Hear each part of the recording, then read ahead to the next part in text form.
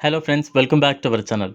ఒక పెద్ద అభివృద్ధిలో డిఆర్డీఓ చేపట్టబోయే అడ్వాన్స్డ్ మీడియం కాంబాట్ ఎయిర్క్రాఫ్ట్ 5వ తరం స్టెల్త్ ఫైటర్ జెట్ ప్రాజెక్టు రూపకల్పన మరియు అభివృద్ధి కోసం భద్రతపై కేబినెట్ కమిటీ క్లియర్ చేసింది.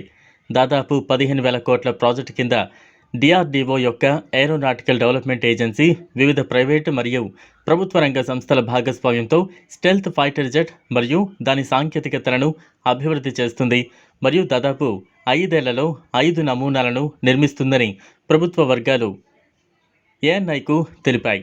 Public sector unit Hindustan aeronautics లిమిటెడ్తో సహా పరిశ్రమలచే తయారు చేయబడిన ప్రోటోటైప్ను ఈ ప్రాజెక్టు చూస్తుందని వారు తెలిపారు. స్వదేశీ సాంకేతికతలు మరియు సైనిక పరిశ్రమల అభివృద్ధికి ప్రభుత్వం కృషి చేస్తోంది. 5వ తరం ఎయిర్క్రాఫ్ట్ ప్రాజెక్టు లక్షలాది ఉద్యోగాలను సృష్టిస్తోందని రక్షణ మంత్రిత్వ శాఖ భావిస్తోంది మరియు భారత వైమానిక దళం ఆర్డర్లు భారతీయ సంస్థలకు లక్షల కోట్ల విలువైన వ్యాపారాన్ని సృష్టించగలవు, అలానే భారీ స్థాయిలో ఉద్యోగాలను కూడా సృష్టించగలవు.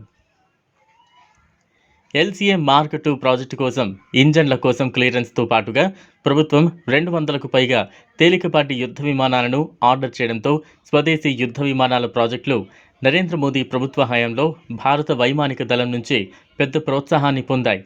ఏఎంసీఏ 2030 తర్వాత కార్యాచరణ పాత్రలలో చేరడం ప్రారంభిస్తోందని భావిస్తున్నారు మరియు మొదటి 2 స్క్వాడ్రన్లు GE-414 ఇంజన్ల ద్వారా శక్తిని పొందేలా ప్లాన్ చేయబడ్డాయి. మిగిలిన స్క్వాడ్రన్ల కోసం మరింత శక్తివంతమైన ఇంజన్లను కోడ్ డెవలప్ చేయడానికి చర్చలు కొనసాగుతున్నాయి.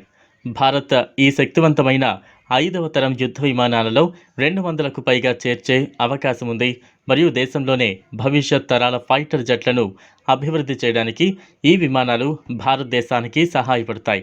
చూసారు కదా, ఇది వాళ్ళ వీడియో. ఈ వీడియో కనుక మీకు నచ్చినట్లయితే లైక్ చేయండి, షేర్ చేయండి, ఛానల్ను సబ్స్క్రైబ్ చేసుకోండి. థ్యాంక్స్.